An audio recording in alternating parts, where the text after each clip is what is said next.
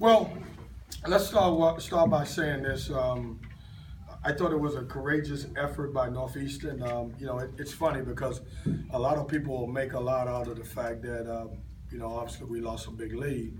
And I will tell you, give Northeastern credit. Every game that I've watched, I don't care who they playing. Well, it was Elon, it was Charleston, it was us. The first time they've done a great job of coming back in the game.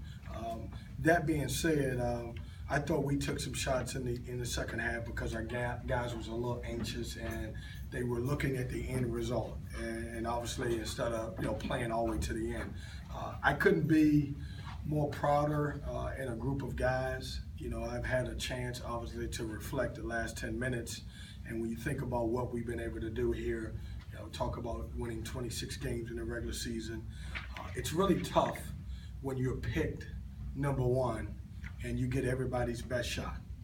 And I told those guys, for you to finish, number one in the conference, you don't have to share with anybody. You're the outright champion. That means a lot to this program.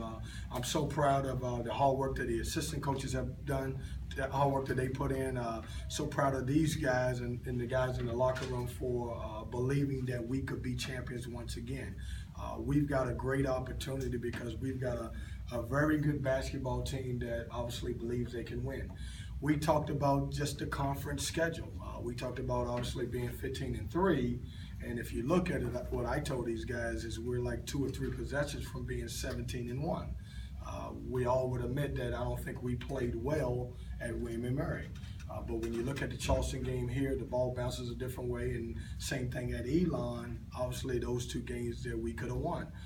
So the program is moving in the right direction. It's because we have put a lot of work in. We've done a great job in recruiting. We've got great individuals. These guys have been really good as players, and I've said this all along. We've got a tremendous fan base. I've asked the fans to come back to Trask, and they're back in Trask. And our student section has been unbelievable, and I'm a proud coach. I really am. Understanding that I know within a week from today, then obviously it starts the postseason of it. But right now, I'm gonna enjoy this for a couple of days and be excited about it, and hopefully these guys will too, because you don't get these opportunities very often, and I want these guys to understand and seize the moment of it. Questions? I'm sorry, Joe, I stole your question. Chris, you guys got up big on these guys twice, and they've come back. How do you tell yourself just calm down for a minute, and this thing's going to turn out okay? Like Coach said, we just started getting closer to the end of it and looking at the end results instead of staying in attack mode. We kind of try to preserve the lead and just make sure we got it done. But we just got to stay poised and keep attacking, stay together like we did. Does it make it different? This is still a regular season game and everything else, but starting next week, that all changes significantly. Do you think it gives you a different mindset going into what's coming up? You definitely have to change your mindset and be ready. Of course, every game in the regular season is important, but postseason, everybody has the same record, 0-0. So you got to come with it every night. Chuck, the last few weeks have been, this is the Chuck we saw a couple of years ago, I think. You're out there bouncing around and blocking stuff. What has changed for you in the last few weeks? Because your minutes have been much more consistent, and you've been doing good things up there.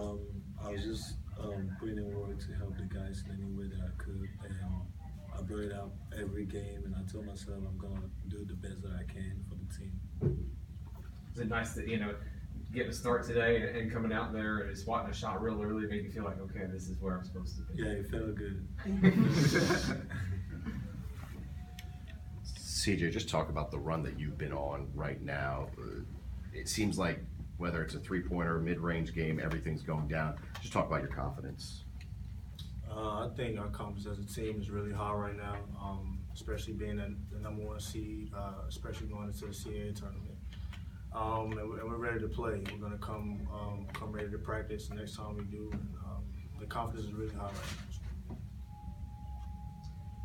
Kevin, was it nice to get Jaquel back in there for a couple minutes today? I mean, he's really been struggling with all sorts of things, and worrying about school for a little bit too. And he came in and looked like himself for a little bit. How big is that for you guys going into conference? Well, it was good. Obviously, I knew that obviously Northeastern played double overtime game against Elon, and obviously I know they didn't have a lot of bodies. So my plan was to play 9 to 10 guys, and it actually worked out a little bit better. I know it's weird, but when both Jordan and Denzel got 2 fouls, you know, I was able to get Jaquel in there to get him some minutes because, you know, when you get to tournament time, you're going to have to depend on a lot of people if you're going to have a chance to win 3 days in a row. And it was really good to have him back in there. And you know, obviously he's not where he was, but he's getting there. Have you ever seen anything like the first half where TJ had basically all of their points until that final bucket? Have you seen anything like that? Well, no, absolutely not. I mean, he's a good player. I'm going to tell you, but let me say this. Some of that was by design, not for TJ to score all the points. But when you look at you know, they made 16 threes against Elon. They were 16 for 36. When you look at one of their guys, he was 10 for 20 himself. And so we wanted them to play one-on-one basketball. We accomplished everything that we wanted in the first half because if you look at the stat sheet, they had 0 assists. And we stayed at home on shooters, and we made TJ Williams make plays and be able to make shots. That's the way we felt like we could have the best chance to beat those guys because we knew that they could make shots. But I don't know if I've seen it like that, but he's a good player. I know that you talked about it a little earlier about the regular season outright championship. How important was that since the past 2 years you'd had that share? How much of it did you really want that? Well, you know, look, not to take away our last couple of years because we're 3-time champions, and let's make sure we're clear on that. And I'm happy with that. But anytime you have a chance not to share that trophy, it's a great thing. And for us, we're excited about it. You know, it's weird because the last couple of years, it's always come down to this game, the last game of the year. Well, when you look at it, we got it a game before. And you know, I was a little concerned coming into this game because of the fact that, you know, these are still young men. And you start thinking, well, we won, so we can relax a little bit. Our second half was all about let the score run. They wanted to run out. I think Chris was starting to think about what his speech was going to be at the end. I think Denzel and those guys, and certainly, you know, didn't finish the way that we wanted to as a coach. But listen, you know, these guys have done everything I've asked them to do. You know, when am I? I'm not going to complain about a 9-point win at home to be outright champions. Chris, how different of a feeling is this from the last couple of years? It seems like the tail end has always had, you know, a win-loss, but now you guys are on this win streak to close out the year. How different of a feeling is it this year? It's not really different. It's just another championship. We won it differently, but anytime you win a championship, it's something special. You can't take it for granted because there's teams and players that go long times of their whole careers without winning a championship. So winning it tied outright, it's definitely a special feeling. We got time for one more question. CJ, last year down the stretch things were fits and starts for you, and down the stretch this year it has not been. Did what happened to you last year, late in the season, have any motivation to what you've done this year? Just growing up. Just growing up. I like the way he wanted to add something else to it. You know, I said this the other day. I think he's grown up, which I agree with him, but he's also put the work in.